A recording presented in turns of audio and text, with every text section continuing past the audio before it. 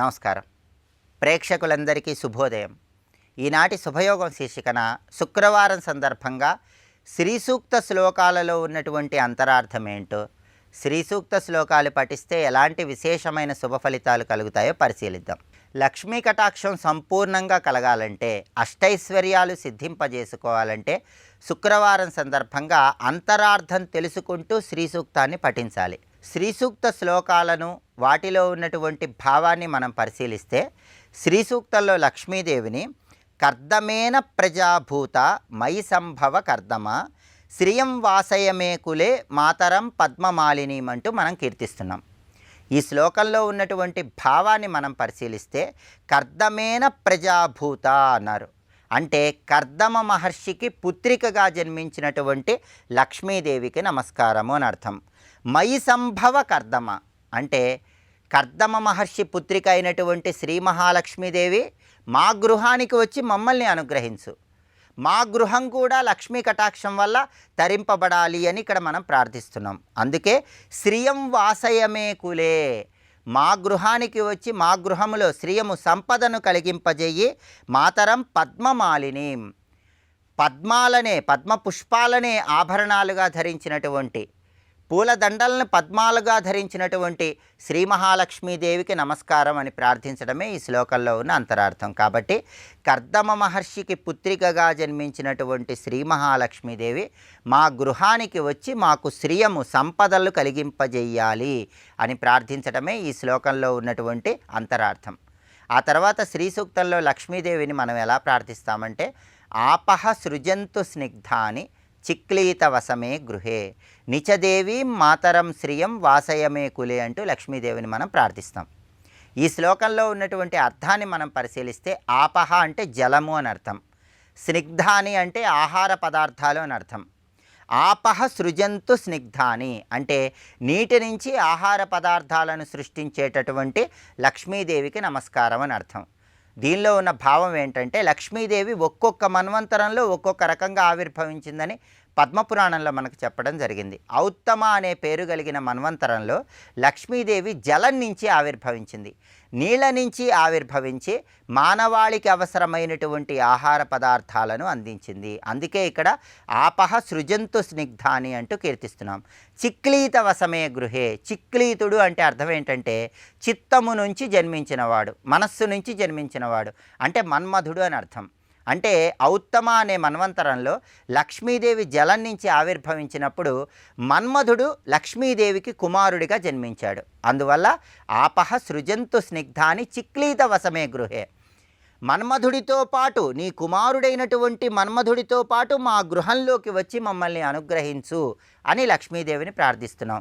నిచదేవి మాతరం శ్రియం వాసయమే కులే అంటే, అమ్మా లక్ష్మీదేవి నీ కుమారుడైనటువంటి మన్మధుడితో పాటు మా గృహంలోకి ప్రవేశించి మాకు అన్ని రకాలైనటువంటి సంపదలు అనుగ్రహించు అని ప్రార్థించడమే శ్రీ సూక్తంలో ఉన్నటువంటి ఈ శ్లోకంలో దాగిన అంతరార్థం. కాబట్టి అంతరార్థం తెలుసుకుంటూ శ్రీ సూక్తాన్ని పఠించినట్లయితే శ్రీ మహాలక్ష్మీదేవి సంపూర్ణమైన అనుగ్రహానికి పాత్రులై అష్టైశ్వర్యాలను సిద్ధింపజేసుకోవచ్చు. రేపటి శుభయోగం శీర్షికన ఆషాఢ శుక్ల సప్తమి తిథి సందర్భంగా ఎలాంటి విధి విధానాలు పాటించాలో, తద్వారా ఎలాంటి ప్రయోజనాలు సిద్ధింపజేసుకోవచ్చో పరిశీలిద్దాం. నమస్కారం.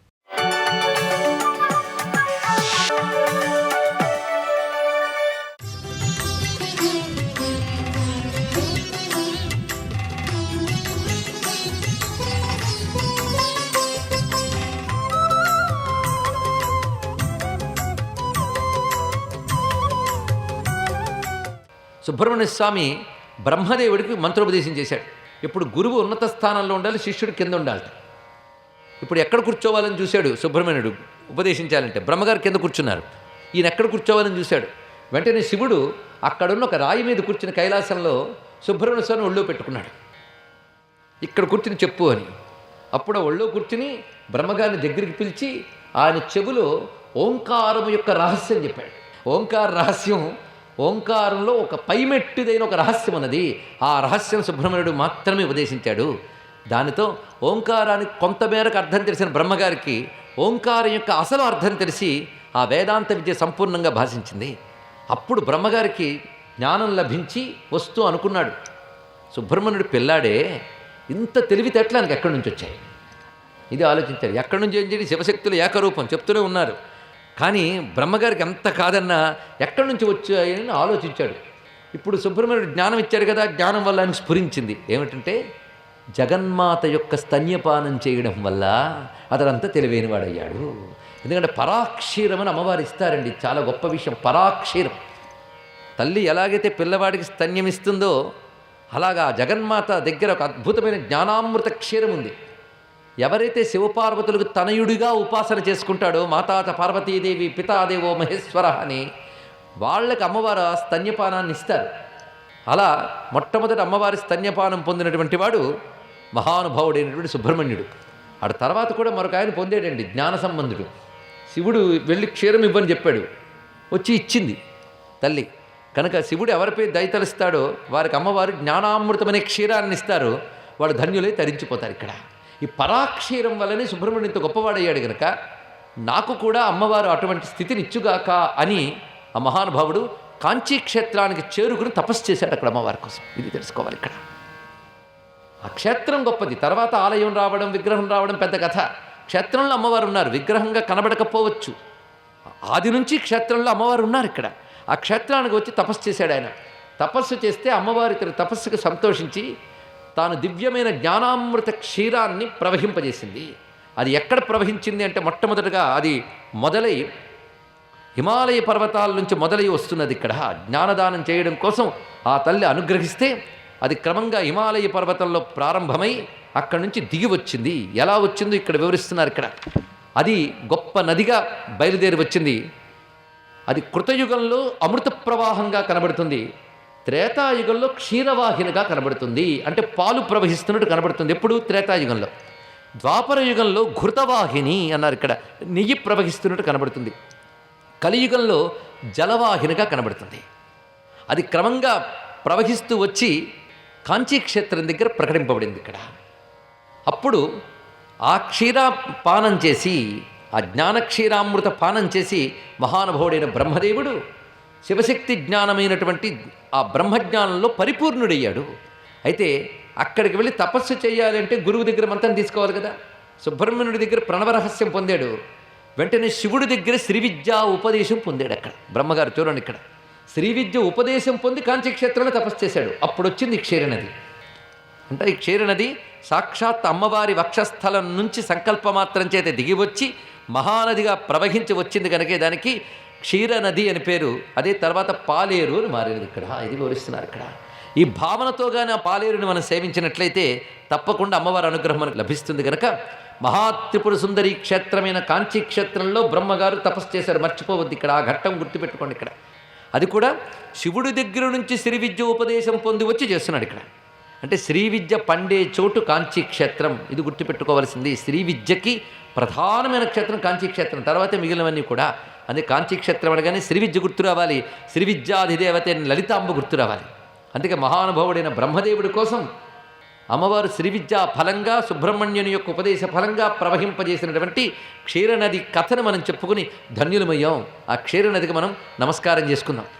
ఆ తర్వాత ఈ కాంచీ క్షేత్రంలో ఉన్నటువంటి విశేషాల్లో ప్రధానంగా ఇవాళ మనం చెప్పుకోబోతున్నది విష్ణు కంచి అని మనం పిలుస్తున్నటువంటి విష్ణుకోటి లేదా పుణ్యకోటి క్షేత్ర మహిమ చెప్పుకోబోతున్నాం.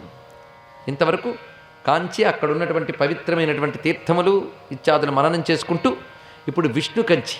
ఈ విష్ణు కంచి ఏ ఏ హద్దుల మీద ఉంటుందో చెప్పారండి. చిత్రం ఏంటంటే ఆ హద్దులను ఆధారం చేసుకుని ప్రాకారం అంతా నిర్మాణం జరిగింది.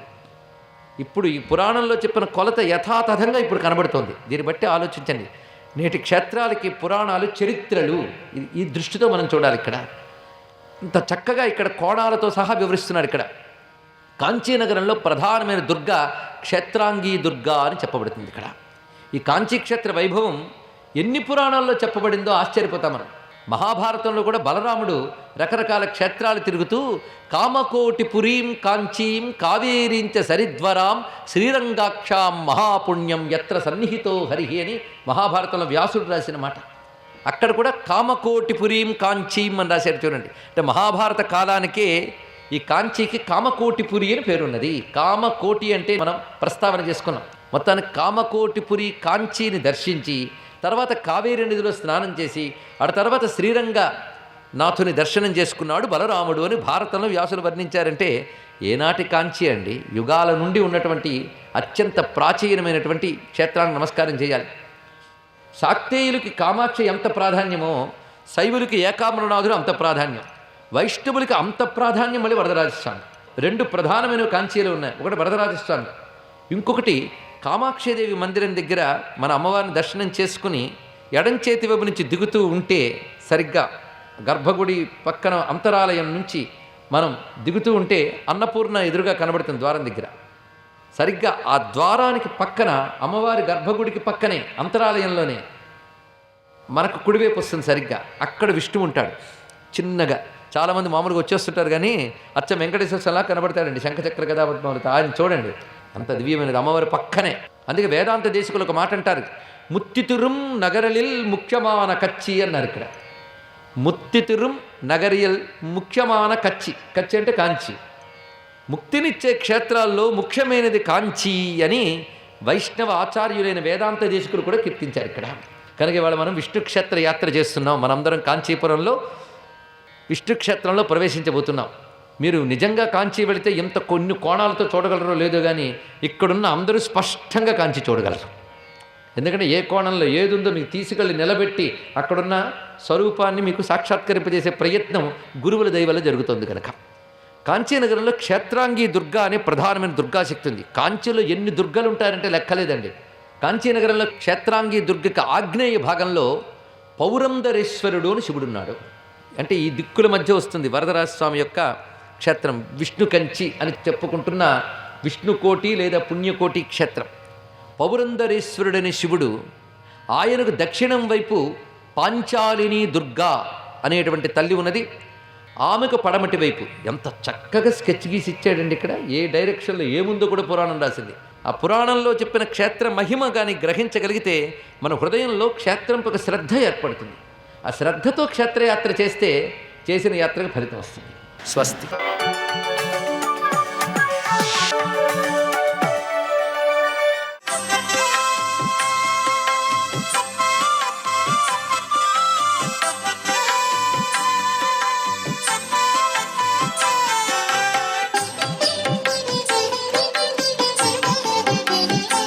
ఓం నమో నారాయణాయ, ఓం నమ శివాయ, శ్రీమాత్రే నమః.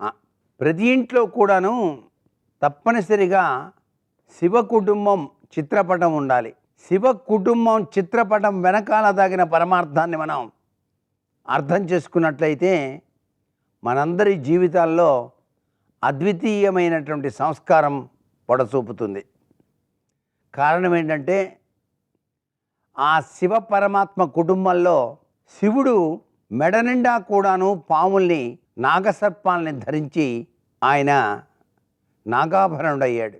ఆ నాగసర్పాలకు శత్రువైనటువంటి ఆ యొక్క నెమలి శివుని పుత్రుడైనటువంటి కుమారస్వామి వారికి వాహనంగా వచ్చింది. అలాగే స్థితిపతి అయినటువంటి గణేశునికి చక్కటి వాహనం ఎలుకైనప్పుడు ఆ ఎలుకను భక్షించేటువంటి వాహన స్వరూపమైనటువంటి ఆ పాములు మరి ఆ శివ కుటుంబంలోనే కనిపిస్తున్నాయి. అట్లాగే జగన్మాత శివవాహినిగా ఉండి శివుని యొక్క వాహనమైనటువంటి నందీశ్వరుడు, నందికి సింహానికి పడుతుందా సృష్టిలో? పడదు కదా. అయినప్పటికీ కలిసే ఉన్నాయి.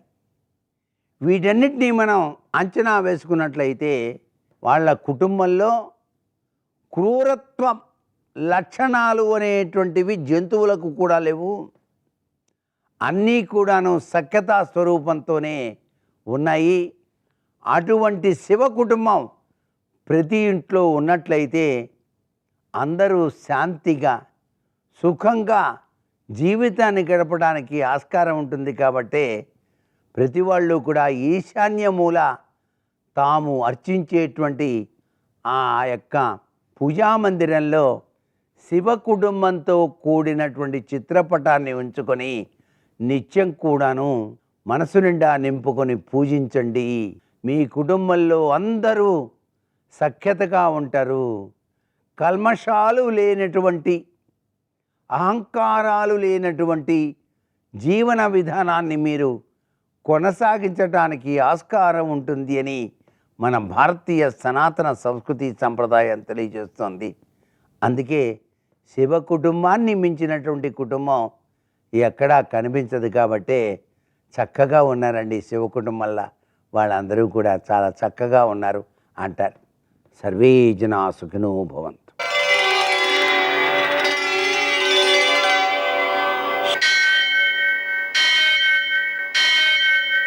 సహస్రశీరుషం దేవం విశ్వాక్షం విశ్వశంభువం విశ్వం నారాయణం దేవమక్షరం పరమం పదం విశ్వతః పరమాం నిత్యం విశ్వం నారాయణగుం హరిం విశ్వమేవేదం పురుషస్తద్విశ్వముపజీవతి పతిం విశ్వస్యాత్మేశ్వరగుం శాశ్వతగుం శివమచ్యుతం నారాయణం మహాజ్ఞేయం విశ్వాత్మానం పరాయణం.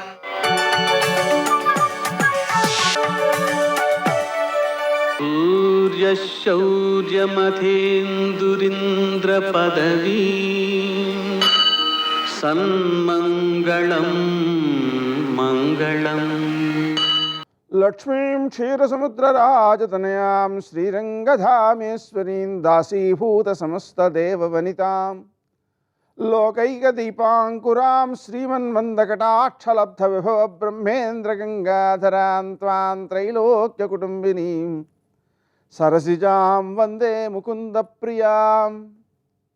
నేటి కాలమాన విశేషాలను గమనిద్దాం. స్వస్తి శ్రీ చంద్రమాన క్రోధినామ సంవత్సరం దక్షిణాయనం, కొన్ని పంచాంగాల్లో ఉత్తరాయణం, గ్రీష్మ ఋతువు, ఆషాఢమాసం, శుక్లపక్షం, శుక్రవారం.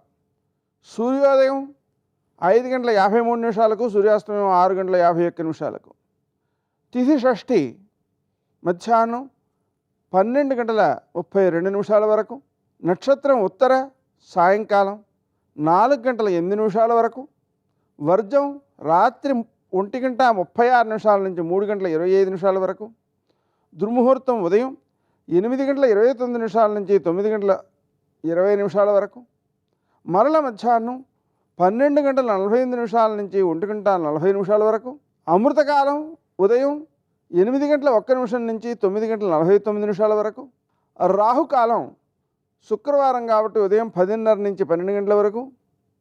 అష్టకవర్గ రీత్యా శుభప్రదమైన సమయం ఉదయం 10:20. నేటి విశేషం భద్రాఖ్యయోగం. ఈరోజు ఉపవాసం విశేషమైన సత్ఫలితాలను అందజేస్తుంది. అలాగనే శుక్రవారం స్కంద షష్ఠి ప్రదోషం. స్కంద షష్ఠి కాబట్టి సుబ్రహ్మణ్య స్వామి యొక్క ఆరాధన చేసుకోవడం చాలా మంచిది. అలాగనే ప్రదోషం ఉంది కాబట్టి సూర్యాస్తమయం నుంచి 1:12 సమయంలో శివారాధన చేసుకోవడం విశేషమైన సత్ఫలితాలను అందజేస్తుంది. శుక్రవారం కావడం వలన లక్ష్మీ అష్టోత్తర శతనామ స్తోత్రాన్ని 108 సార్లు, లక్ష్మీ హృదయం 5 సార్లు, కనకధారాస్తవం 3 సార్లు పారాయణ చేసుకోవడం వలన అమ్మవారి అనుగ్రహం కలుగుతుంది. విశేషించి లక్ష్మీనారాయణలకు మారేడు దళాలతో పూజ చేయడం, ఆ మారేడాకులో తేనె పెట్టి కాస్త వేసి నివేదన చేయడం ఆర్థిక విషయాలలో లోటు లేకుండా చేస్తుంది. నేటి ఆణిమిత్యాలు.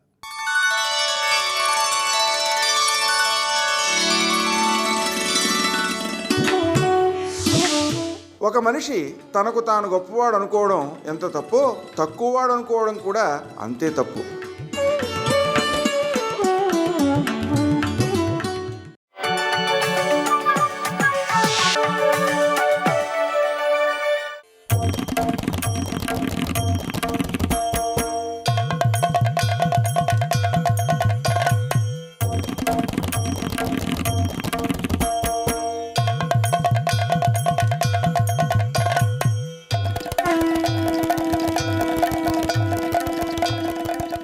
అవి లోక సంరక్షణము కొరకు, లోక సంరక్షణమునకు ఎదురొచ్చిన వాళ్ళని మట్టు పెట్టడానికి తాను ఎంత శక్తిని ప్రకటనం చేయాల్సి వచ్చిందో అన్ని బాహువులను ఆమె పొందుతూ ఉంటుంది.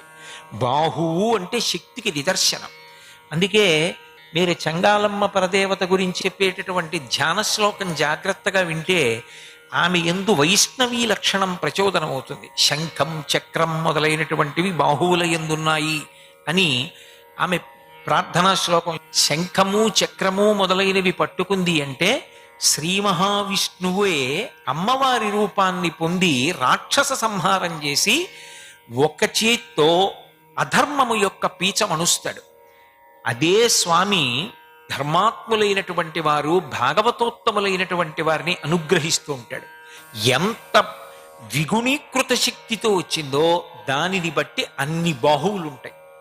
ఆ బాహువులు అన్ని ఉన్నాయి అంటే అంత శక్తిని ఆమె ఒకప్పుడు ప్రకటనం చేసింది. దేనికి? రెండిటిని ఏకకాలమునందు సాధిస్తుంది. ఒకటి రాక్షస సంహారం చేయడం.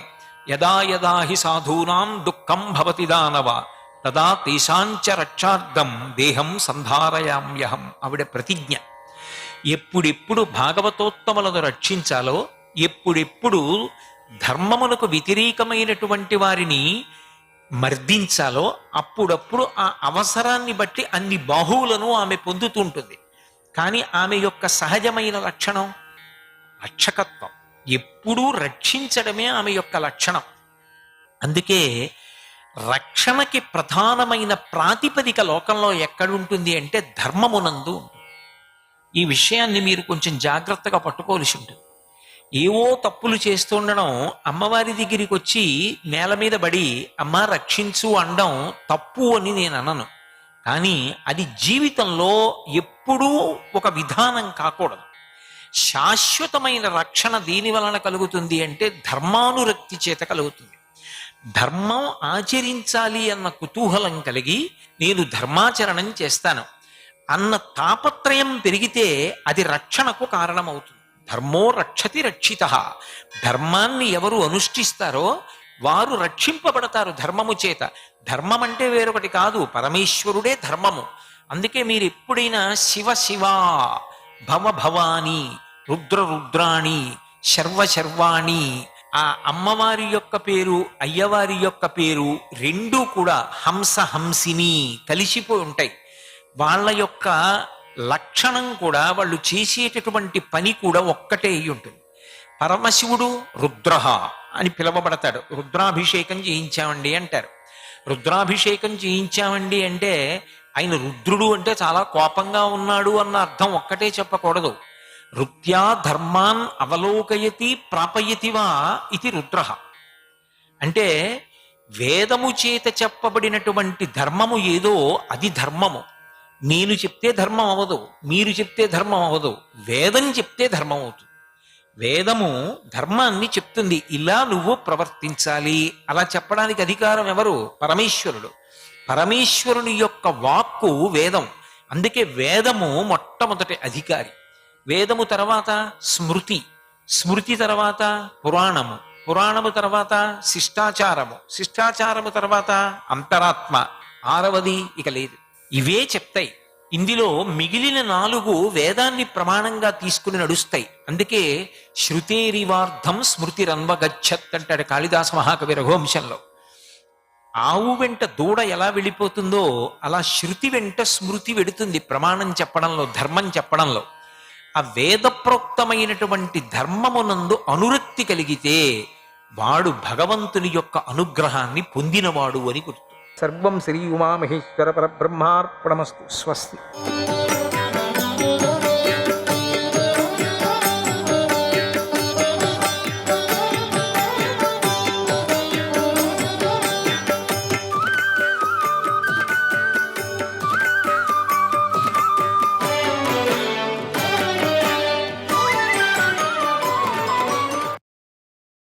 నీవు ఎవరితో నిత్యము పోటీ పడుతున్నావో, ఏ పని కోసం సదా ప్రయత్నిస్తున్నావో, ఎవరిని జయించాలని అనుకుంటున్నావో అతనితో యుద్ధం చేసేటప్పుడు నీ రథచక్రం భూమిలో దిగబడిపోతుంది.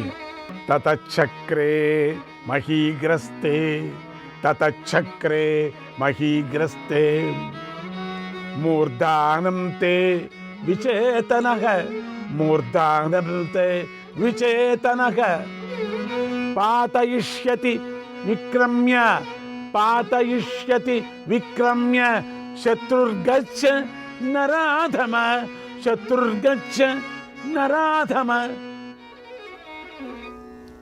నీ రథచక్రం భూమిలో దిగబడిపోయి ఏం చేయాలో తెలియని నీ శిరస్సును నీ శత్రువు విక్రమించి పడగొడతాడు. ఈ నా ధేనువుని, నా కామధేనువును ఏమరపాటుతో నీవు చంపావు కదా, అలాగే ఏమరపాటుతో ఉన్న నీ యొక్క శిరస్సును నీ శత్రువు పడగొడతాడని శపించాడు. ఇలా శపించబడిన తర్వాత కర్ణుడు ఆ బ్రాహ్మణుడికి ఆవులు, ధనము, రత్నాలు ఇచ్చి సంతోషపెట్టాడు. అప్పుడు ఆ బ్రాహ్మణుడు మళ్ళీ ఇలా అన్నాడు, లోకాలన్నీ ఏమైనా ఏకమైనా నా మాటను అసత్యం చేయలేవు. ఉంటే ఉండు, వెళితే వెళ్ళు, నీ ఇష్టం వచ్చినట్లు చేసుకో అన్నాడు. బ్రాహ్మణుని ఆ మాటలు విని కర్ణుడు దీనంగా తల వంచుకొని ఆ విషయమే మనసులో తలుచుకుంటూ భయంతో పరశురాముని దగ్గరికి వెళ్ళాడు. శ్రీకృష్ణాయ పరమాత్మనే నమః. 3వ అధ్యాయం. నారదుడు ఇలా అన్నాడు, కర్ణుడి భుజ పరాక్రమంతోనూ భక్తితోనూ ఇంద్రియ నిగ్రహంతోనూ గురు శుశ్రూషతోనూ పరశురాముడు సంతృప్తి చెందాడు. తర్వాత తపస్వి అయినటువంటి పరశురాముడు తపస్వి అయిన కర్ణుడికి బ్రహ్మాస్త్రాన్ని ప్రయోగము, ఉపసంహారాలతో సహా యథావిధిగా ఏకాగ్రతతో చెప్పాడు. బ్రహ్మాస్త్రం తెలిసిన కర్ణుడు పరశురాముని ఆశ్రమంలో ఉంటూ ధనుర్వేదంలో అద్భుతమైనటువంటి పరిశ్రమ చేశాడు. ఒకరోజు పరశురాముడు కర్ణుడితో సహా ఆశ్రమ సమీపంలో తిరుగుతూ ఆ రోజున ఉపవాస దీక్షలో ఉండి బాగా అలసిపోయాడు. సన్నిహిత్యం వల్ల కలిగినటువంటి సౌహార్దంతో పరశురాముడు కర్ణుడి తొడ మీద తలపెట్టుకొని అలసటతో నిద్రించాడు. అప్పుడు శ్లేష్మ మేధస్సులను రక్తమాంసాలను తినేటువంటి క్రిమి ఒకటి కర్ణుని సమీపానికి వచ్చింది. దాని స్పర్శయే చాలా దారుణంగా ఉంటుంది. రక్తం త్రాగే ఆ పురుగు కర్ణుని తొడ దగ్గరికి చేరింది. తొడ బాగా కొరికింది. గురువుగారు మేల్కొంటారేమో అనే భయంతో కర్ణుడికి దానిని విదిలించటానికి కానీ చంపటానికి కానీ చేత కాలేదు. ఆ పురుగు తొడను కొరికి రక్తం తాగుతున్నా సరే గురువుగారు లేస్తారేమో అని శంకించి ఆ పురుగును కర్ణుడు ఉపేక్షించాడు. కర్ణుడు పరశురాముని కదిలించుకోకుండా సహింపరాని ఆ బాధను ధైర్యంగా ఎట్లా తట్టుకున్నాడు, భరించాడు. కర్ణుని తొడ నుండే రాలేటువంటి వెచ్చటి రక్తం, ఆ కారుతోన్నది రక్తం తన శరీరానికి తగిలేసరికి తేజస్వైనటువంటి భార్గవుడు భయపడి లేచి ఇలా అన్నాడు, ఏమిటిది? ఇలా రక్తంతో అశుచినయ్యాను, ఏమిటి? ఏం చేస్తున్నావు? నిర్భయంగా ఉన్నది ఉన్నట్లు నాకు చెప్పు అన్నాడు. అప్పుడు కర్ణుడు తన తొడను ఒక పురుగు కొరుకుతుందని చెప్పాడు. వెంటనే భార్గవుడు ఆ క్రిమిని చూశాడు. అది పందిలాగా ఉంది. 8 కాళ్ళు, పదునైన కూరలు కలిగి సూదులు వంటి వెంట్రుకలతో కప్పబడినటువంటి శరీరం కల అలర్కము అనేటువంటి పురుగును చూశాడు. పరశురాముడు దాన్ని చూడగానే ఆ పురుగు యొక్క ప్రాణాలు పోయాయి. అది మాత్రం రక్తంతో తడిసిపోయింది. అంతలో అంతరిక్షంలో పెద్ద రూపంలో మేఘం ఎక్కి ఒక రాక్షసుడు కనిపించాడు. వాడు నల్లగా ఉన్నాడు, మెడ మాత్రం ఎర్రగా ఉంది. అతడు రామునికి నమస్కరించి నిండు మనస్సుతో ఇలా పలికాడు, భృగు వంశోత్తమ, నీకు శుభం కలుగ్గాక. ఎలా వచ్చానో అలాగే వెళ్ళిపోతాను. మోక్షితో నరకాదస్మాత్ భవతాముని సత్తమ భద్రం తవాస్తు వందే త్వాం ప్రియం మే భవతా కృతం. నీ వల్ల నేను ఈ నరకం నుండి బయటపడ్డాను. నీకు నమస్కారం. నాకు మీరు ప్రియం చేశారు అన్నాడు. అప్పుడు మహాభుజుడు పరాక్రమశాలి అయిన పరశురాముడు ఇలా అడిగాడు, నీవెవరివి? నరకం ఎందుకు పొందావు? అదేమిటో చెప్పు అన్నాడు. అప్పుడు అతడు ఇలా చెప్తున్నాడు, నేను పూర్వం దంశుడనే రాక్షసుణ్ణి. పూర్వపు దేవయుగంలో భృగునితో సమాన వయస్సు కలవాణ్ణి. నేను భృగువు యొక్క ప్రియపత్నిని బలవంతాన అపహరించాను. అప్పుడు మహర్షి శాపంతో క్రిమినై భూమి మీద పడ్డాను. నీ ముత్తాత అయిన భృగు మహర్షి క్రోధంతో ఇలా శపించాడు. పాపి, నరకం అనుభవిస్తావు అని శపించాడు. నేను ఈ శాపానికి అంతం ఎప్పుడు కలుగుతుందో అని చెప్పమని వారిని నేను ప్రార్థన చేశాను. అప్పుడు భృగు మహర్షి భవితా భార్గవ ద్రామాత్, భవితా భార్గవ ద్రామాత్, భార్గవరాముని వల్ల జరుగుతుంది అని చెప్పాడు. ఈ నరకం నాకు అలా ప్రాప్తించింది. మహాత్మా, నిన్ను చేరడం వల్ల నాకు ఆ నీచ జన్మ నుండి విముక్తి లభించింది. ఇలా చెప్పి ఆ రాక్షసుడు రామునికి నమస్కరించి వెళ్ళిపోయాడు. ఇక పరశురాముడు క్రోధంగా కర్ణుడితో ఇలా అన్నాడు, మూడా, మిక్కిలి దుఃఖం కలిగించేటువంటి ఈ పని బ్రాహ్మణుడెవడూ సహించలేడు. నీ ధైర్యం క్షత్రియుడిలాగా మంచి మనసుతో నిజం చెప్పు అన్నాడు. కర్ణుడు మహర్షి శాపానికి భయపడి వేడుకుంటూ రామునితో ఇలా అన్నాడు, రాధేయుడిని కర్ణుడు అని నన్ను ప్రజలు పిలుస్తూ ఉంటారు. అస్త్ర లోభంతో నేను ఈ పని చేశాను, నన్ను అనుగ్రహించండి.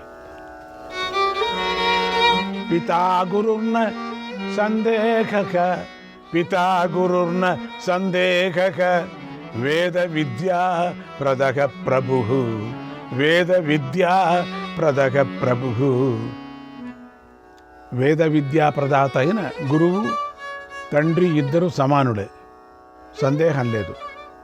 అందుచేత భార్గవ, నా గోత్రం భార్గవ గోత్రం అని మీ దగ్గర చెప్పాను అని కర్ణుడు వణికిపోతూ పాదాభివందనం చేశాడు. భార్గవుడు ఎంతో క్రోధంతో కాల్చివేసినట్లు చూస్తూ కర్ణుడితో ఇలా అన్నాడు, యస్మా నిత్యోపచరితగా హస్త్రలోభాధిగత్వయా తస్మాదే తద్దితే మూఢ, తస్మాదే తద్దితే మూఢ, బ్రహ్మాస్త్రం ప్రతిభాస్యతి, బ్రహ్మాస్త్రం ప్రతిభాస్యతి, అన్యత్ర వద కాలాత్తే, అన్యత్ర వద కాలాత్తే సదృశేన సమీయుషః, సదృశేన సమీయుషః. మూఢ, అస్త్రం మీద శస్త్రం మీద అత్యాశతో అసత్యంగా కపటంగా ప్రవర్తించావు. అందుచేత నీకు సమానుడైన వాడి వల్ల మరణకాలం వచ్చే వరకు మాత్రమే ఈ బ్రహ్మాస్త్రం గుర్తుంటుంది, వధ సమయానికి గుర్తుండదు. అబ్రాహ్మణుడు కదా నువ్వు, అందుకని బ్రహ్మాస్త్రం ఎప్పటికీ స్థిరంగా ఉండదు. ఇక్కడి నుండి ఇప్పుడే పో, అసత్యం పలక నీకు ఇక్కడ స్థానం లేదు. నత్వయా సదృశో యుద్ధే భవితా క్షత్రియో భువి, నత్వయా సదృశో యుద్ధే భవితా క్షత్రియో భువి. కానీ నీతో యుద్ధంలో సమానుడైన క్షత్రియుడు భూమి మీదే పుట్టడు. పరశురాముడు ఇలా చెప్పిన తర్వాత కర్ణుడు యథావిధిగా నమస్కరించి వెళ్ళిపోయాడు.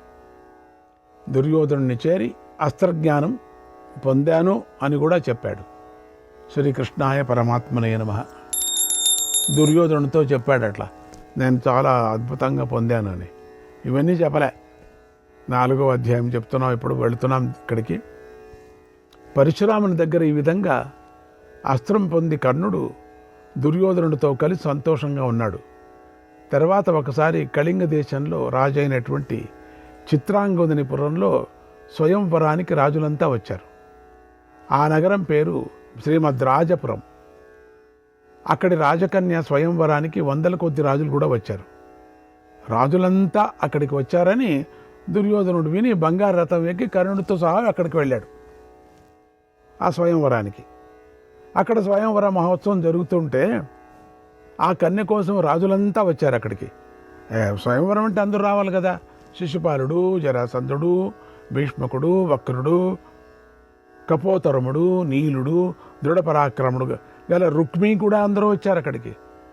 శ్రీరాజ్యానికి అధిపతి అయినటువంటి శృంగాలుడు, అశోకుడు, శతధ్వనుడు, భోజుడు, వీరుడు కూడా వచ్చారు. ఇంకా ఎందరో దక్షిణ దేశాల రాజులు కూడా వచ్చారు. తూర్పు ఉత్తర దిక్కుల రాజులు, మ్లేచ్ఛులు, ఆర్యులు కూడా వచ్చారు. ఆ రాజులందరూ కూర్చున్నాక దాదులతోనూ షండులతోనూ కూడినటువంటి రాజకన్య రంగంలో ప్రవేశించింది. పరిచయపూర్వకంగా రాజుల పేర్లు ఇంకా విన్నవిస్తూ ఉండగానే రాజకన్య దుర్యోధనుడిని దాటి ముందుకు వెళ్ళిపోయింది. ఆమె అలా దాన్ని దాటి వెళ్ళిపోవడం దుర్యోధనుడి సహించలేకపోయాడు. దుర్యోధనుడికి రాజులను కించపరుస్తూ ఆమెను అడ్డుకొన్నాడు. ఏంటి ఎక్కడ పెడతావని. భీష్మద్రోణులు ఆశ్చర్యంతోనూ బలగర్వంతోనూ ఉన్మత్తుడైనటువంటి ఆ దుర్యోధనుడు ఆ కన్యను రథమెక్కించి తీసుకొని పోయాడు. శస్త్రధారులతో ఉత్తముడైనటువంటి కర్ణుడు ఖడ్గం ధరించి రథమెక్కి దుర్యోధనుని అనుసరించాడు కూడా. వెంటనే అక్కడ రాజులు క్రోధంతో కర్ణ దుర్యోధనులపై బాణవర్షం కురిపిస్తూ వెంటబడ్డారు. మీద పడే ఆ రాజులు ధనస్సులను బాణాలను ఒక్కొక్క బాణంతో కర్ణుడు నేల మీద పడగొడుతూ వచ్చాడు. దుర్యోధను రక్షించుకుంటూ వచ్చాడు.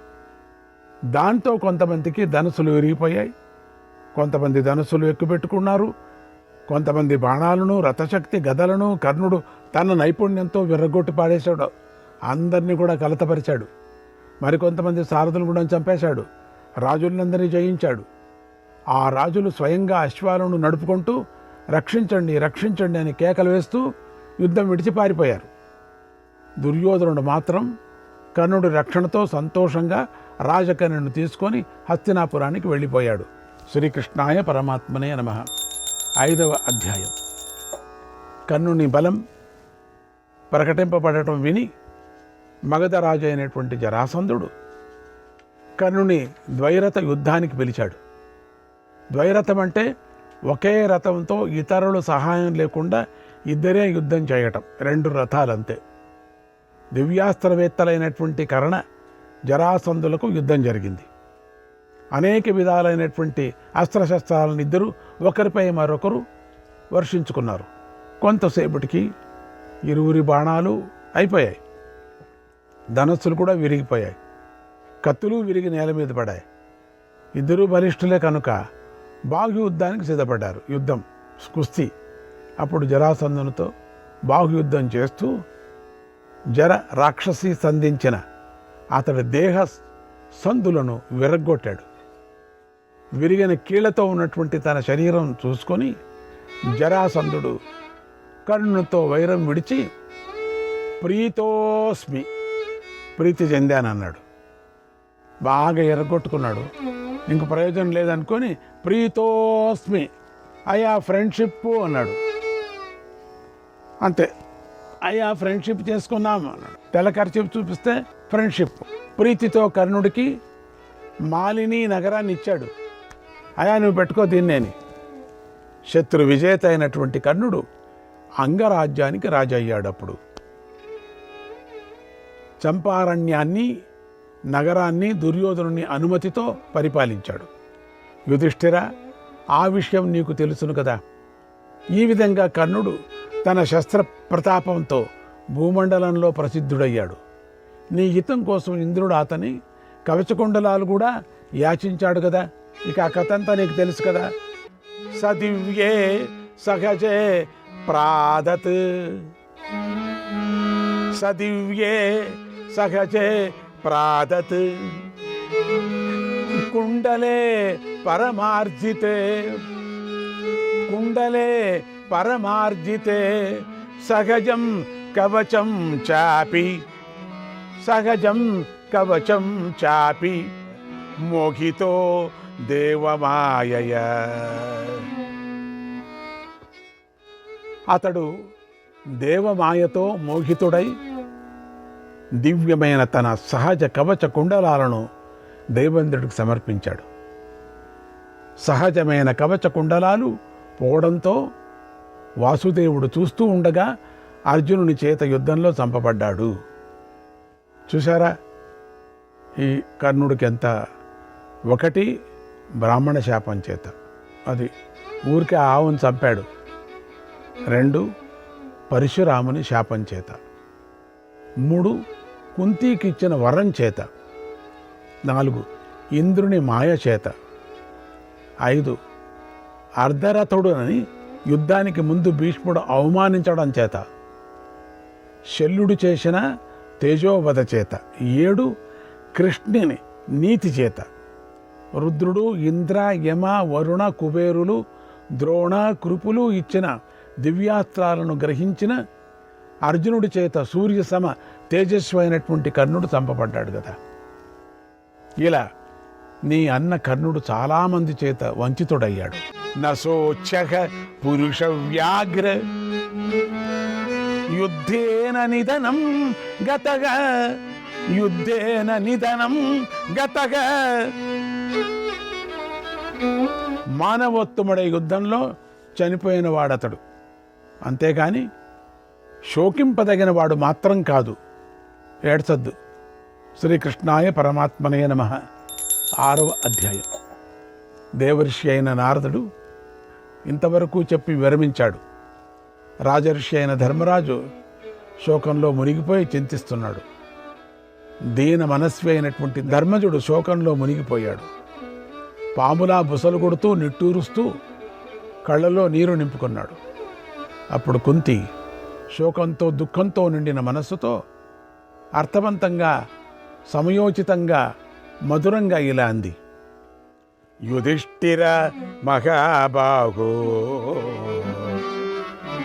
యుధిష్ఠిర మహాబాహో,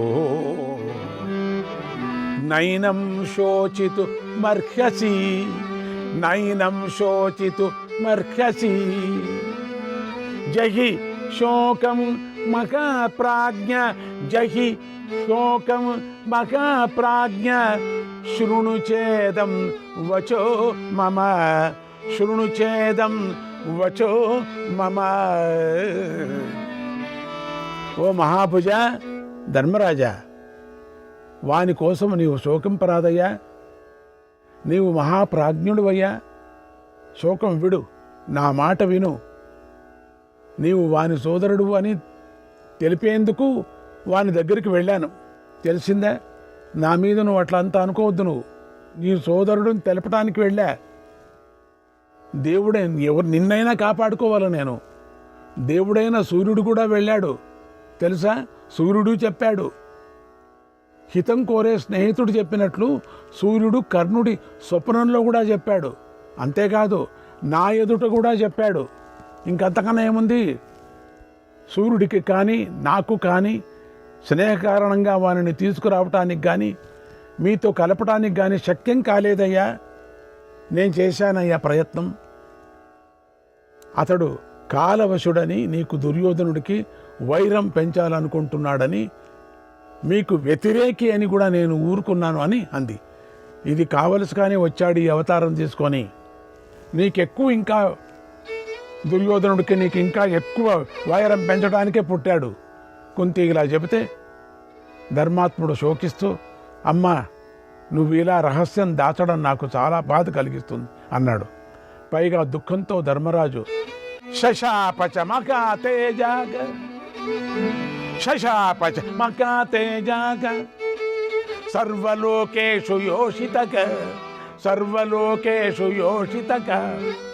నగుహ్యం ధారయిష్యంతి, నగుహ్యం ధారయిష్యంతి. ఏవం దుఃఖ సమన్వితః. అన్ని లోకాల్లోనూ స్త్రీల వద్ద రహస్యం దాగకుండా ఉండుగాక అని శపించాడు. ఆ ధర్మరాజు అలా శపించి పుత్రులను, పౌత్రులను, సమంధులను, స్నేహితులను తలుచుకొని బాధపడ్డాడు. శ్రీకృష్ణాయ పరమాత్మనే నమః.